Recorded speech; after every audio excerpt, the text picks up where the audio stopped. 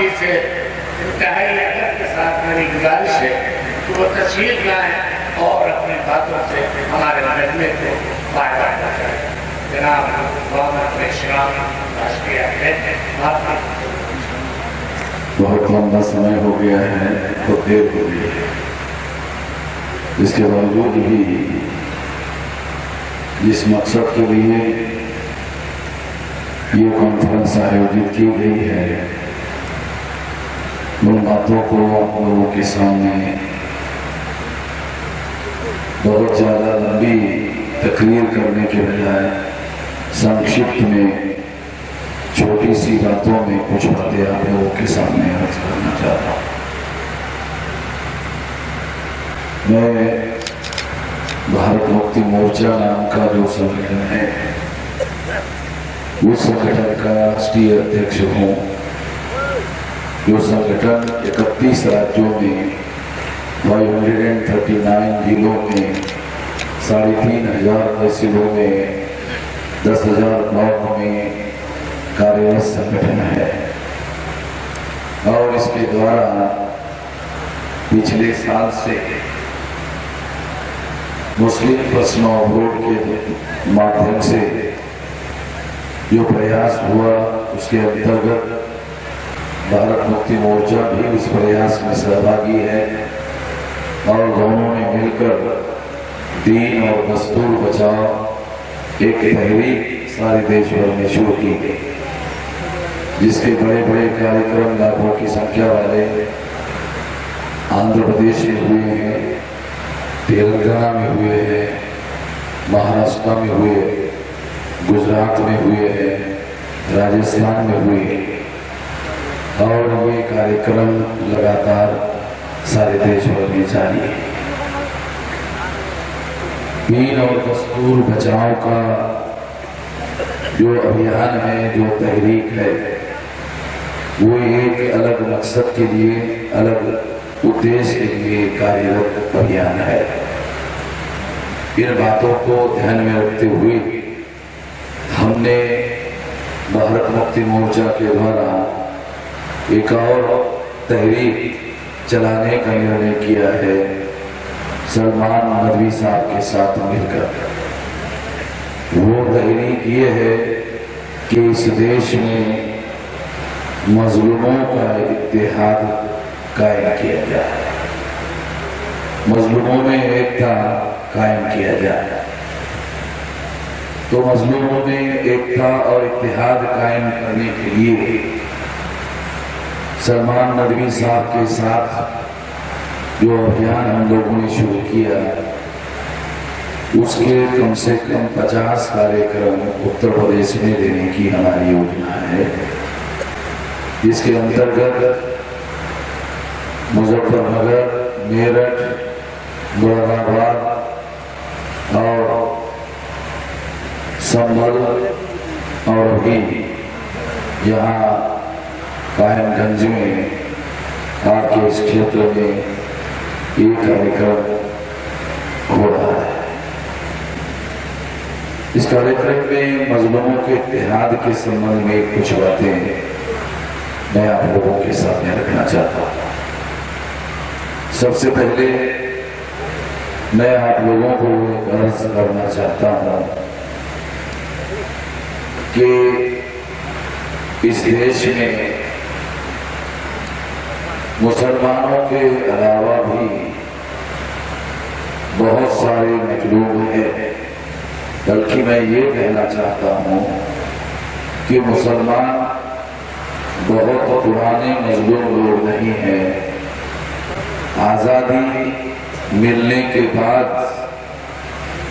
अभी जो 60-70 साल हुए हैं, इन 60-70 सालों में ही मुसलमानों को इस देश के हुक्मरानों ने मजलूम बना दिया गया और ये मजलूम बनाने वाले जो लोग हैं, ये वो लोग हैं जिन लोगों को आप लोगों ने दिल्ली के गद्दी पर लगातार 77 तक 1977 तक लोगों के द्वारा दिल्ली के गद्दी पर पहुंचाया गया। उनके द्वारा सच्चर कमीशन जो बनाया गया था, वो सच्चर कमीशन ये कहता है कि मुसलमानों की हालत शेड्यूल कास्ट लोगों से भी 60 साल में ज्यादा बदतर हो गई। ये कंक्लूजन सरकारी जो दस्तावेज है, गवर्नमेंट के दस्तावेज है, इन दस्तावेजों में ये कंक्लूजन किया हुआ है। आजाद भारत में 65,000 से ज्यादा फसादात हुए। माइनॉरिटी कमीशन का रिपोर्ट है, 65,000 से भी ज्यादा फसादात हुए और लाखों मुसलमानों को मारा गया।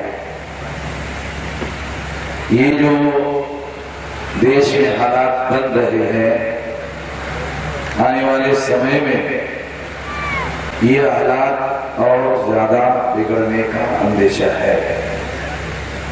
सूझबूझ रखने वाले जो लोग हैं वो यही मानते हैं कि हालात आने वाले समय में और भी ज्यादा बिगड़ सकते हैं।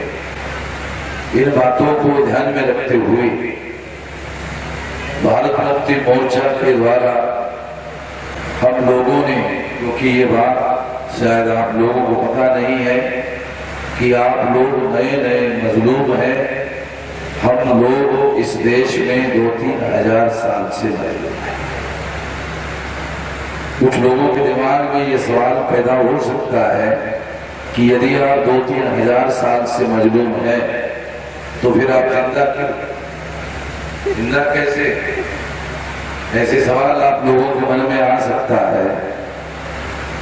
मगर हम लोग हमारे बुजुर्गों के द्वारा 2-3 हजार साल से लगातार लड़ाई, अपनी मजलूमियत को खत्म करने की लड़ाई जारी है और इस जंग को जारी रखने की वजह से हम लोग अभी जिंदा है और लड़ने की ज्यादा कोशिश कर रहे हैं। साथियों, शेड्यूल कास्ट के लोगों को आप लोगों के द्वारा हिंदू कहा जाता है। आप लोग शेड्यूल कास्ट के लोगों को हिंदू कहते हैं। ब्राह्मणों के जो धर्म ग्रंथ हैं, उन धर्म ग्रंथों में इनको अछूत कहा गया है। अछूत का मतलब है ये छूने लायक भी है। ब्राह्मण अपने आप को बहुत पवित्र मानते हैं और लगभग 20-22 करोड़ लोग हैं भारत में जिनको वो छूने के लायक भी नहीं मानते। अपने धर्म के आधार पर 20-22 करोड़ शेड्यूल कास्ट के लोगों को वो छूने लायक भी नहीं मानते। जो लोग इन लोगों को छूने लायक भी नहीं मानते, उन लोगों को आप हिंदू कहते हैं। आप उन ब्राह्मणों को भी हिंदू कहते हैं जो अपने को पवित्र मानते हैं, और आप उन लोगों को भी हिंदू कहते हैं जिनको ब्राह्मणों ने छूने लायक भी नहीं माना। अजीब बात है, मगर आप लोगों के द्वारा ये कहा जाता है, इसलिए ये बात मैं आप लोगों को बता रहा। मैं ये कहना चाहता हूं कि शेड्यूल कास्ट के जो लोग हैं ये हिंदू नहीं है। आपकी जानकारी में इसमें सुधार करना, ये हिंदू नहीं है। कम से कम मैं ऐसा मानता हूं कि शेड्यूल कास्ट के लोग हिंदू नहीं हैं, वो ब्राह्मण धर्म के द्वारा अछूत बनाए हुए लोग हैं। दूसरे लोग हैं आदिवासी,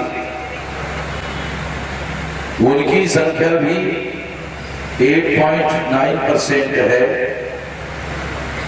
तो ये भी 10-12 करोड़ से कम नहीं है। तो इन लोगों को सुप्रीम कोर्ट ने भी घोषित किया है कि ये हिंदू नहीं है।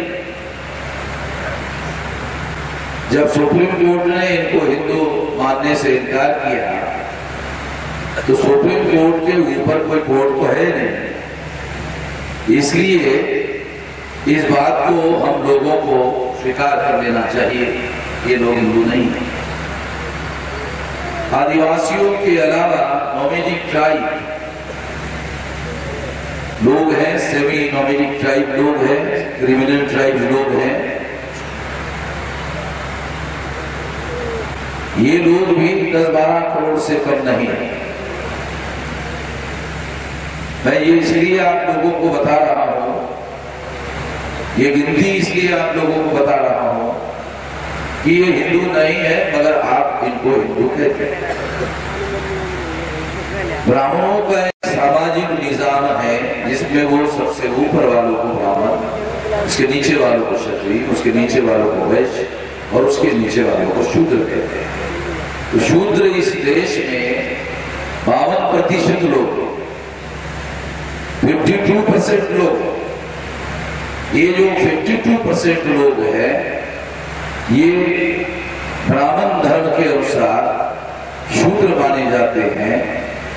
शूद्र का मतलब है अधिकार वंचित लोग, 3 वर्णों की सेवा करने वाले लोग, और सेवा के बदले में वो लोग उनको जो देंगे केवल उसी पर खुश रहने के लिए उनको कहा गया है कि तुमको उसी पर खुश रहना चाहिए। इन लोगों को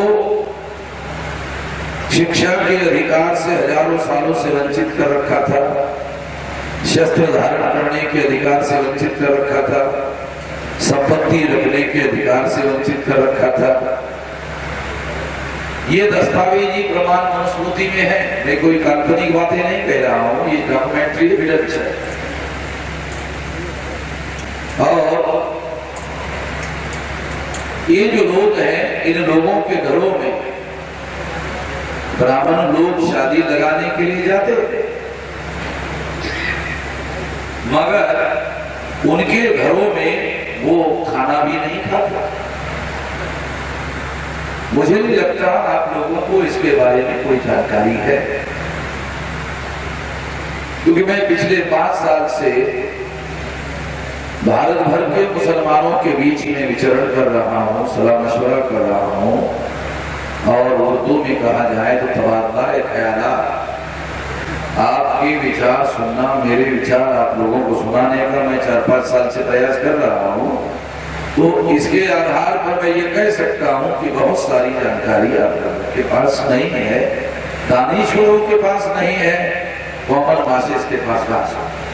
इसलिए ये बात मैं आप लोगों को बता रहा कि ब्राह्मण उनके यहाँ शादी लगाने के लिए जाते हैं, उनके घर का खाना भी नहीं खाते, सीधा मांगते हैं गेहूं, चावल, आटा, खारी, बादाम, घी, ऐसी चीजें बांधकर पोटली में घर के अंदर ले जाकर अपने घर में पकाकर खाता है, इनके घर में खाना भी नहीं करता।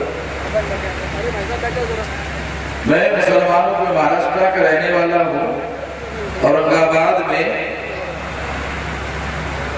मैं मुसलमान, मेरे जो मित्र लोग हैं उनके घरों में शादी में खाना खाने के लिए मुझे बुलाया जाता था, मैं जाता था तो 10-10 लोग जो हैं एक प्लेट में बैठ करके खाना खाते थे। तो ये गैर बराबरी तो मैंने मुसलमानों के बीच में नहीं देखी, मगर ये बात आपको बता रहा हूँ कि ब्राह्मण जिनको आप हिंदू कहते हो और जो पिछड़े वर्ग के शूद्र लोग हैं उनको भी आप हिंदू कहते हो, उनके घरों में ब्राह्मण शादी लगाने के लिए तो जाता है, खाना भी नहीं खाता है। Schedule caste, schedule tribe, nomadic tribe के घरों में तो ब्राह्मण शादी लगाने के लिए भी नहीं जाता।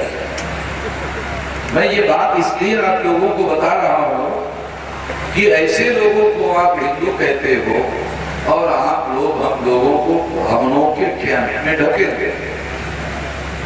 मुझे ये समझ में नहीं आता कि आप लोग ब्राह्मणों के कैंप में हमको ढकेल कर आपका इससे क्या फायदा?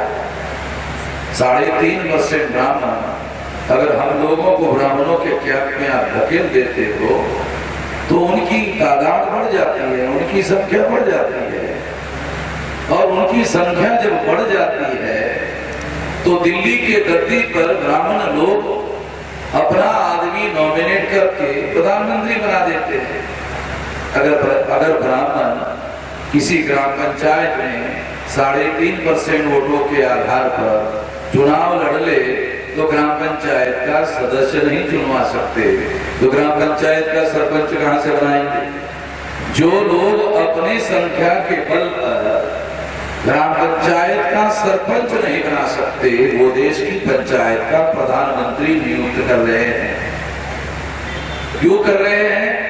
क्योंकि आप लोग SC ST OBC के लोगों को ब्राह्मणों के कैंप में ढकेल रहे हैं, उनकी संख्या बढ़ा रहे हैं।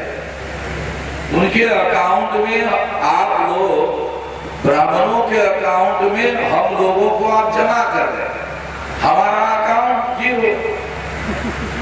आप लोगों की वजह से जब आप हमारे को ब्राह्मणों के अकाउंट में जमा कर देते हो तो हमारा अकाउंट तो जीरो हो जाता है।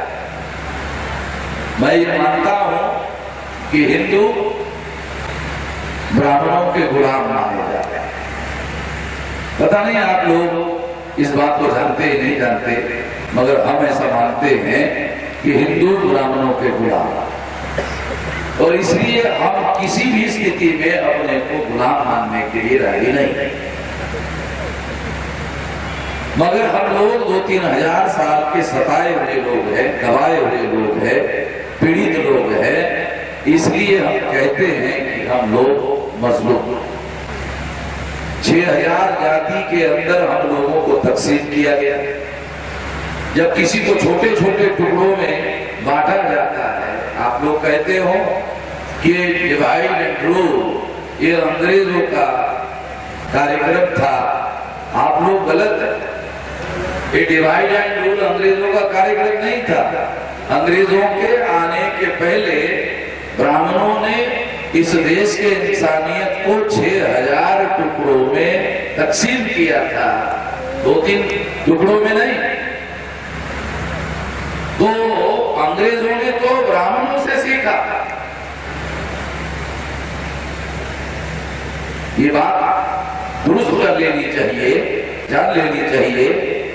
तो इन लोगों ने हमारे लोगों को, हमारे भाइयों को 6000 टुकड़ों में तकसीम किया, बांटा, और इस वजह से हम लोग अधिकार विहीन हो गए और वो हमारे ऊपर गुलामी थोपने के लिए कामयाब हो गए। और इस वजह से हम कह रहे हैं कि हम सबसे पुराने मजलूम लोग, आप लोग 15 अगस्त 47 के बाद अब तक बनाए हुए नए मजलूम, इस देश में जो जमहूरियत है उसमें शेड्यूल कास्ट के लोगों को रियल रिप्रेजेंटेशन का अधिकार नहीं है। इस देश में आदिवासियों को रियल रिप्रेजेंटेशन का अधिकार नहीं है। इस देश में ओबीसी के लोगों को रियल रिप्रेजेंटेशन का अधिकार नहीं है। पिछड़े वर्ग का नरेंद्र मोदी देश का प्रधानमंत्री है ऐसा लोग कहते हैं, मगर मैं उसको रियल प्रधानमंत्री नहीं कहता। ये ब्राह्मणों के द्वारा नॉमिनेटेड प्रधानमंत्री है। गोवा में जब भारतीय जनता पार्टी की मीटिंग हुई थी तो अडवाणी को, सुषमा स्वराज को साइड करके आरएसएस ने नरेंद्र मोदी को नॉमिनेट किया। इससे अडवाणी और सुषमा स्वराज नाराज हो गए। तो उन्होंने आरएसएस ने, जो ब्राह्मणों का संगठन है, तो नरेंद्र मोदी को नॉमिनेटेड किया था। तो ये नॉमिनेटेड पीएम, ये रियल पीएम नहीं है। जो लोग जिसको नॉमिनेट करते हैं उसके पास पावर नहीं होता है, जो लोग नॉमिनेट करते हैं पावर उसके पास होता है। इस बात को समझना जरूरी है। इसलिए नरेंद्र मोदी पिछड़े वर्ग का होने के बावजूद भी जब उसको प्रधानमंत्री नॉमिनेट किया गया, प्रधानमंत्री की शपथ ली, उसके कुछ ही दिन बाद उसने सुप्रीम कोर्ट में हलफनामा दाखिल किया कि ओबीसी की पिछड़े वर्ग की जाति न्याय गिनती नहीं की जाए। अपने ही लोगों के विरोध में सुप्रीम कोर्ट में हलफनामा दाखिल किया। ये इस बात का दस्तावेजी प्रमाण है कि नरेंद्र मोदी इस देश का रियल प्राइम मिनिस्टर नहीं है, ये ब्राह्मणों के द्वारा नॉमिनेटेड प्राइम मिनिस्टर। ये वाराणसी में जाकर कहता है गंगा मेरी माँ। लोगों ने कहा गंगा उसके माँ का नाम होगा, छोड़ जाता। कुछ दिन के बाद कहा भाजपा मेरी माँ। लोगों ने कहा क्या कह।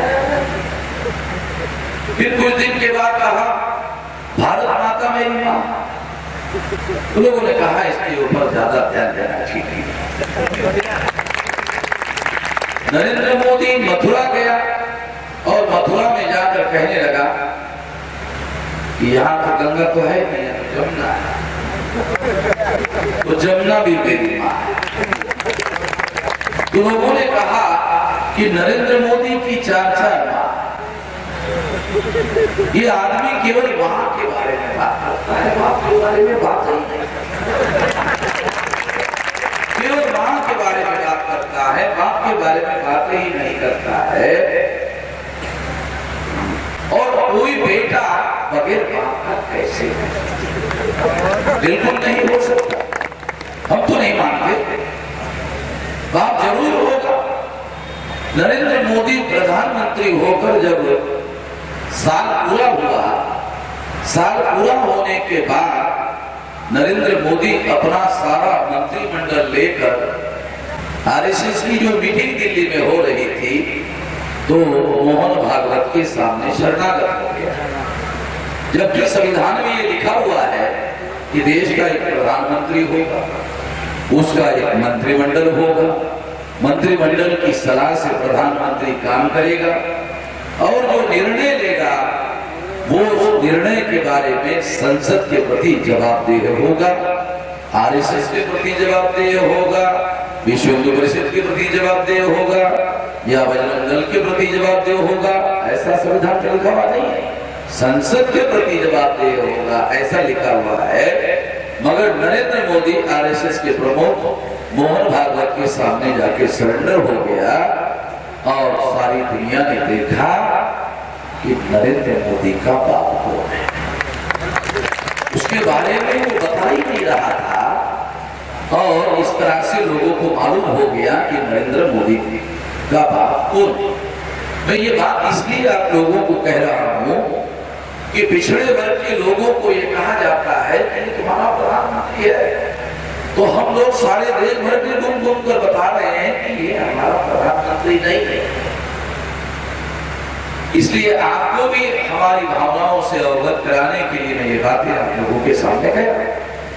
साथियों, कि इस देश में एससी एसटी ओबीसी के लोग बहुत पुराने मजलूम हैं, आप लोग नए नए मजलूम लोग हैं और दोनों मजलूमों का इत्तेहाद इस देश में होना चाहिए। इसके लिए सलमान नकवी साहब के साथ हम लोगों ने मिलजुल कर ये तहरीक सारे देश भर में चलाने का निर्णय किया और इसकी शुरुआत हम लोग उत्तर प्रदेश में कर रहे हैं और उत्तर प्रदेश में लगभग 50 कार्यक्रम सारे उत्तर प्रदेश में होंगे और उसके बाद सारे देश भर में दूसरे राज्यों में मैं सलमान नकवी साहब को ले जाऊंगा। उत्तर प्रदेश में तो उनके बहुत ज्यादा चाहने वाले लोग हैं और विदेश में भी बहुत चाहने वाले लोग हैं, दूसरे प्रदेशों में भी है।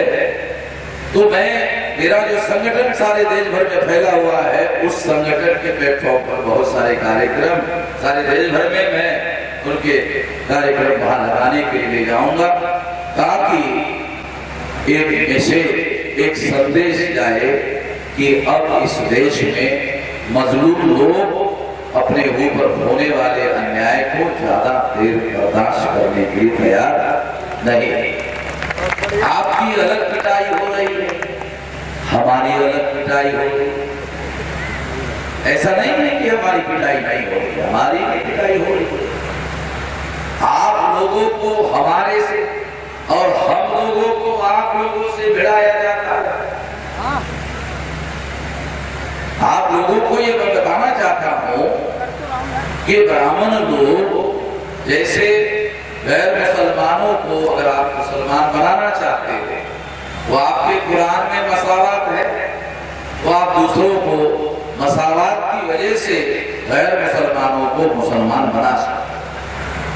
ब्राह्मण धर्म में गैर बराबरी है, असमानता है, और इस वजह से कोई भी ब्राह्मण किसी भी गैर ब्राह्मण को अपने धर्म में लाने के लिए प्रचार करके नहीं ला सकता।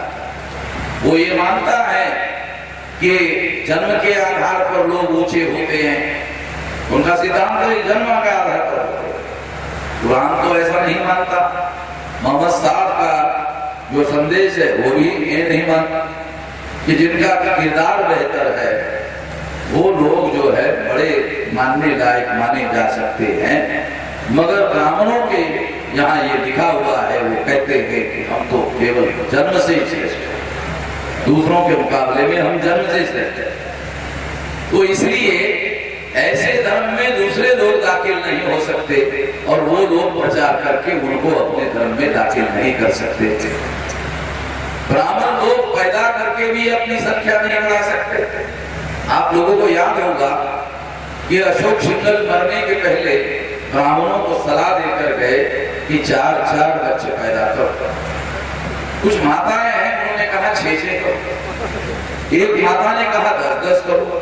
अब जिन माताओं ने ये कहा कि 10-10 करो, उनको बच्चा पैदा करने का कोई अनुभव नहीं। इसलिए बच्चे पैदा करने का जो दुख तकलीफ है वो उनको मालूम ना होने की वजह से वो केवल संख्या बढ़ाने की बातें जो कर रहे हैं तो मालूम है। साथियों, ये उन्होंने ब्राह्मणों को इसलिए सलाह दिया क्योंकि माँ और बाप ब्राह्मणों के घर में 1 या 2 बच्चे होते तो पैदा करके संख्या नहीं बढ़ा सकते और दूसरे लोगों को अपने धर्म में दावत देकर संख्या नहीं बढ़ा सकते, नहीं ला सकते, ऊंच नीच की भावना होने की वजह से।